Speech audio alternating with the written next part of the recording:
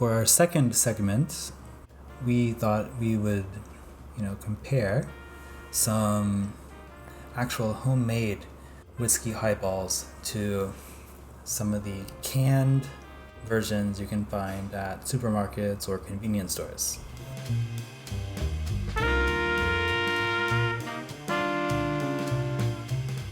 The Torys version. Yeah. Last week we talked about the the mascot of Torys, like this bartender guy with the bow tie. Yeah. And he's actually always on this can. And actually on the back, there's kind of a special message. It talks about it's good to drink cold, I guess. So, yeah. And he's got like a lemon floating above him. And yeah, he's wearing like a kimono, I think. Like a white kimono. Something. Yeah, very Japanese kind of outfit. Usually he wears this like Western, like kind of posh whiskey bartender's outfit. Yeah. But he's wearing just like a kimono on the back. So I think it's talking about like the summertime we should enjoy drinking highballs. Yeah. It's a pretty cool can actually. Yeah. It's quite different to the kaku can actually. Yeah. So this one actually, I believe it has a slight lemon flavor. Right off the bat, it's going to have a slightly different taste regardless. Yeah, this one has a bit more of a lighter taste, even though the alcohol taste is the same, from my experience. No, I've never compared them back to back before. Oh, so. Head to head, yeah. Yeah, neither have I. If I drink can highball, I only have one, and then I drink something else. Yeah, so today will be a first for me. And also, I've never compared the canned version to the actual whiskey product either. In Japan, I used to drink canned highball a lot on the train. Yeah. After work, like going home. And personally, if I got the kaku, I'd feel more drunk than the Torys after I drank it. I typically feel that with kaku in general. Like if I make my own at home. Yeah. Torys compared to kaku always seems stronger to me. We're actually going to try them out with a snack as well, so we can't be drinking the whole time. It's nice to eat something. Actually, in Japanese drinking culture, we often, pretty much always, drink with some food. So whether it be snack, edamame, cheese, even like sashimi or tempura, anything. It's the safer way to do it. Yeah. In America, it would be like what? Like beer nuts? Beer nuts, right? Yeah. Yeah, like the Oreo nuts we had in the episode. Yeah, something like that. Pretzels. Pretzels too, yeah. Pretzels, yeah. In England, pork scratchings. Sorry, what? What? Fried pork skin or pork fat. Fried. Is that like pork rinds? Pork rinds. Oh, okay, yeah. Those are good. Personally, I don't like the English ones because they're always like always have like pig hair on them, or that's kind of gross. They're kind of. I'm sure the American ones do. They're not cooked all the way through. Just so there's some grease on the inside or something. So they just can't be bothered to finish cooking it, or. Yeah, but in Japan we have more, I think, sophisticated food to go with. Yeah, there is no shortage in Japan of bar snacks, drinking snacks. Today we're going to try a potato chip with the canned highballs. This one is a uni flavour, sea urchin flavour. Uni snacks are fairly popular actually, uni flavoured things. Oh, I can get down with uni. This one's made by the Yamayoshi brand, and it's called, uni mamireaji. Mamire means covered in, so it should be the powder or the seasoning should cover the chips. As far as pasta goes, I love uni pasta. Uni cream. Yeah. Uni cream pasta. Yeah. Yeah, of course, uni is a quite expensive product in Japan, but there are many different levels of uni, so maybe in the future we could go to a sushi restaurant and review some uni. So. Yeah, we have to in the future. Shall we pour the highball first and then try a chip? Yeah. Let's do it. What do you want to try first? Let's start with the Torys today. I think it's a good idea. Yeah, So. it's the cheaper and slightly weaker option.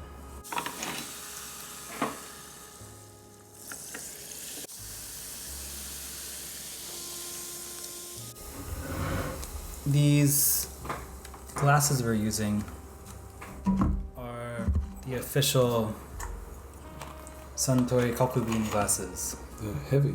They're very heavy. You can probably like bust open skulls with these. Totally kill someone with that. Yeah. I think, And they actually came from an izakaya.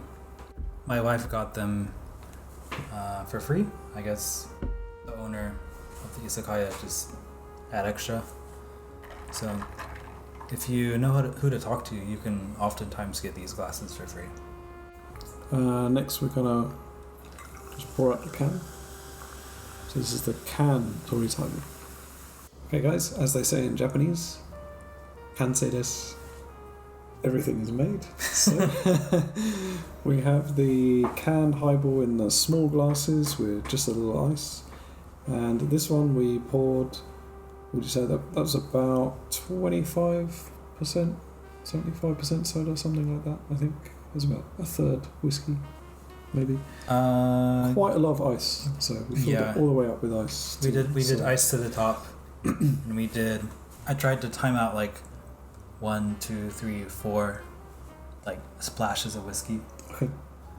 And then topped it off with soda water. So immediately the first thing that's noticeable is the colour is quite different. The canned one has kind of a luminescent jewel gold colour to it. It's very, very gold. It is, yeah. I almost think there's like gold flakes in here because the bubbles are like shining. Look at that. It's like from the light up top. Yeah. That's insane. It's like something Aladdin would find in a cave or something, I don't know. Kind of looks like that. In contrast, the one in the glass we made ourselves does have definitely a less luminescent quality to it. But the one in the glass looks more like what you would get in a izakaya or a bar. Yep. So there's definitely something going on with the can there. Honestly, this one looks like CG to me. It doesn't even look like a real drink. It doesn't. Like from the top, at least. Usually with canned drinks, they don't expect them to be poured out, I think. Most people just drink them straight from the can. Yeah. So. I have that feeling with energy drinks sometimes. Like you always drink them from a can. But sometimes I pour them out, and then I don't want to drink them anymore. It kind of feels like you're looking at something that shouldn't be seen. Right? Get back in the can. You belong in the can.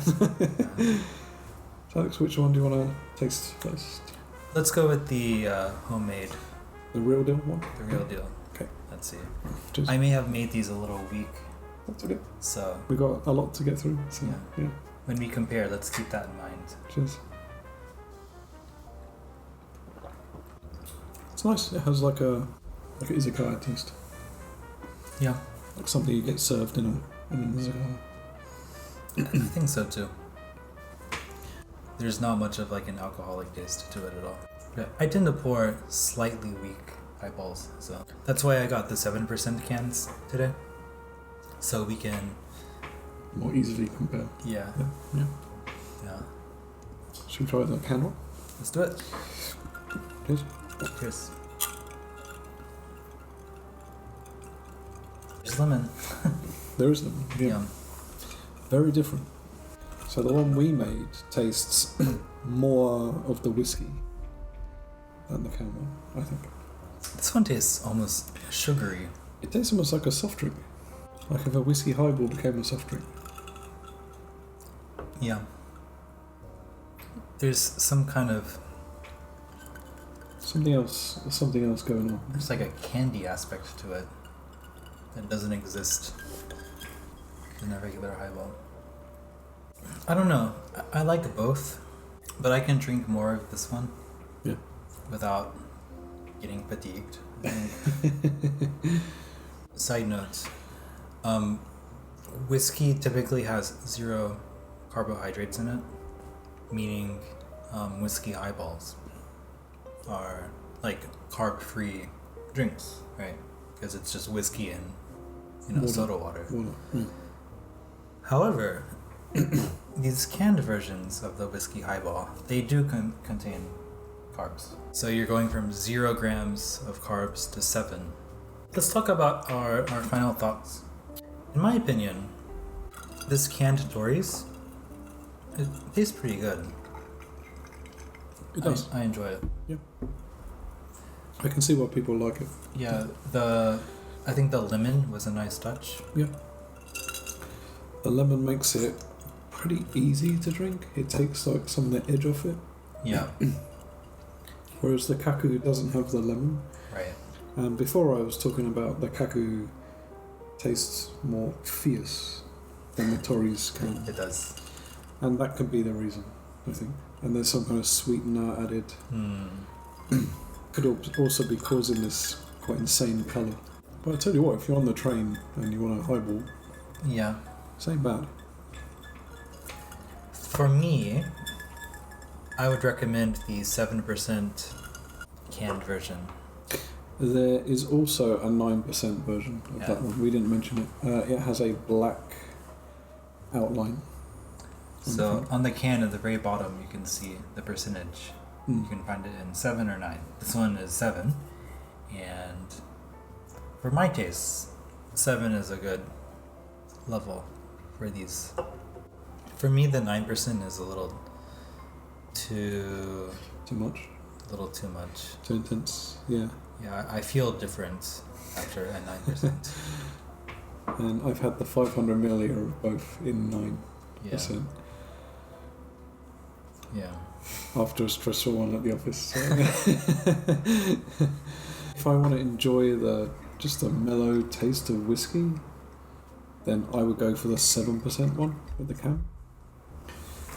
If you want like a real punch of alcohol, then you should go with the 9% one. But you might, like after about 200 or 300 milliliters, I start to find it too much.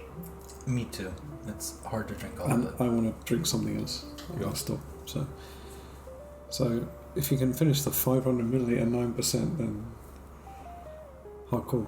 How do you? So, in my opinion, it's very difficult to rank these because obviously a homemade highball you can adjust to your liking. This one is a little weaker than the canned one we tried. I don't think we should really do number ratings on these. No. Do you want to say which one you prefer? Yeah, okay. Yeah. I prefer just making this at home with a bottle of Torys whiskey. Me too. It's more cost efficient. You can make it to your liking, and there's no carbs. Yeah. Basically. And if you want that lemon taste, just like get a real lemon and just drop a piece in there. So yeah. But if you're in a pinch and you are not in a place where you can make your own highball, in my opinion, you can't really go wrong with this. Yeah. It still tastes like a highball, but with just like a tinge of like some like sweet candied flavor to it. This one you'll find in all convenience stores. So if you're taking a train in Tokyo or countryside in Japan, 7-Eleven, Family Mart, they all have this. Okay, moving on to our uni chips. Snack time. So it is fishy. Yeah, let's smell it first. It's fishy, but it's not off-putting. I have a more orange one than you. Okay. Cheers. It's sweet at first, and then it's kind of a weird aftertaste. Bitter. It's bitter, but not bitter like a grapefruit. No. Like a seafood bitter. Yeah. Have you had a lot of fresh uni before? Not a ton, but I've had it. So when I first moved to Japan, I went to a very decent level sushi place in Tokyo. Not counter sushi, but somewhere where you get fish from Tsukiji market at a knockdown price. So you can eat very fresh seafood. And I got this one dish. Well, it was actually ordered for me by some Japanese friends at the time, because I didn't know how to order them. And it was maki rolls, so rolled sushi. with a humongous amount of uni put on top. Good grief. But fresh uni from Tsukiji. And it tastes a little bit like that. Like it has the bitter, something is bitter, seafoody about it at the end. Initially sweet, and then changes to like a bitter seafood taste. Do you get that? No? Yeah, I do. I like it. Yeah. It's quite a unique flavour profile. But it's not too overpowering because you can still taste the potato. Yeah. Okay. Yeah. Does it go with highball? I think it does. Really? Yeah. Because of like the bitterness. Yeah, this whiskey is a little sweet, right? So, and kind of cooling. So, yeah. Also, in general, I think whiskey goes well with seafood. Really? Like a highball? I think so. Like a highball with Highball sushi. sushi? Oh, I know. Cool. Of course, traditionally in Japan, always nihonchi or sake is the drink of choice with sushi or sashimi. But recently, a lot of Japanese people are drinking beer with sushi. Really? Did you know that? Even like high quality, like counter sushi restaurants, people are ordering beer when they get sushi. Not nihonchi. Do you know about champagne and gyoza? What? It's like colliding two different worlds. It's a thing. Like eating In Tokyo. gyoza with champagne? Yeah. Where? Tokyo. Of Like course. like food stalls or like fancy restaurants? Oh no. The gyoza only counter places are serving gyoza with champagne. What? Yeah, I've had several people who live in Tokyo tell me that. What? What's going on? Would you recommend this uni chip to people who don't like seafood? That's actually a really good question because I don't find it overly seafoody. I don't either. So, and I think if you blinded someone and you asked them what this is, they would just say like it's maybe like a honey or something, like just like a sweet potato chip. I don't think they would tell you this is sea urchin. I don't think so. So yeah, I would. I would too. This is just a potato chip, so it's not Yeah. that intimidating. So even I have some limits when it comes to seafood. You know, like really slimy oysters or something like that. Even when I moved to Japan, raw octopus, raw squid was a big hurdle to get over. But I'm a very adventurous kind of person when it comes to eating. But Yeah, me too. I'm the kind of person where I'm willing to try everything at least once. Yeah. Like, in my mind, if there's an audience for something, like if people are eating something, if I initially find it disgusting, there must be a reason. Yeah. So, there must be a reason why this group of people enjoy eating it. yeah. So it becomes like a challenge, like challenge yourself to find the thing people enjoy about it. I think I lied. I probably wasn't going over hurdles, so because I used to eat veal when I was 5, and I ate a whole rabbit with its head still on when I was like 7. Good God, where? In Spain. Oh, Spain. Yeah. So I ordered rabbit and it just came out and it's like. I probably would have cried. So yeah, I would totally recommend this to anyone who likes potato chips. Actually. Scores. Yeah. Scores? The potato chip? Yeah. From 1 to 5. 4. Okay. I'd give it a 3.5. You're not a potato chip person That's as well, right. so yeah. That's right. I like the super crunchy kettle cooked potato chips. This one is kind of thin. Yeah, this is a standard potato chip. Yeah, the texture is not Yeah. anything special. So As far as flavor only, I'd give it a 4. yeah, okay. But chips are just So if this flavour was on a kettle chip, you give it like 4.5, 5 or something. Yeah. maybe not a 5, but it would get much higher.